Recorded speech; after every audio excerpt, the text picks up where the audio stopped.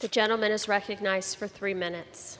Thank you. Madam Speaker, I rise today to urge the defeat of the previous question so that we can immediately consider H.R. 6592, the Immigration Transparency and Transit Notification Act of 2022. The crisis at our southern border is a threat to our national security, public safety, and public health.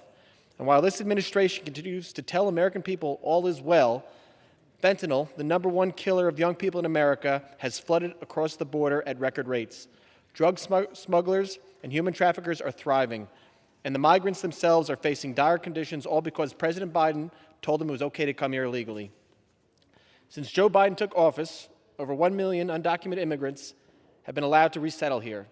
Long before border state governors started busing migrants to sanctuary cities so they might share the burden of this crisis, President Biden was putting them on flights and buses in the dead of night and sending them to communities far north of the border without a warning to the people who live there or the officials who become responsible for them.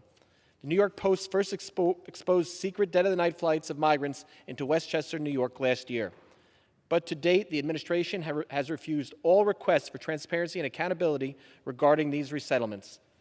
This, despite multiple letters from myself and other members of Congress requesting that they stop these covert flights and provide information to Congress and to local officials about who these migrants are and what vetting they received before being dropped off in our communities.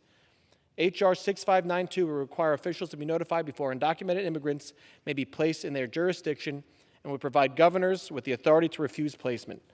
We cannot continue to turn a blind eye to the border crisis or the strain that these relocations are placing on communities across the country.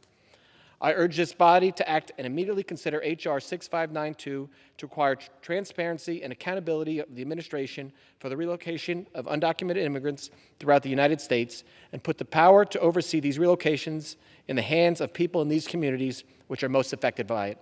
Thank you, and I yield back.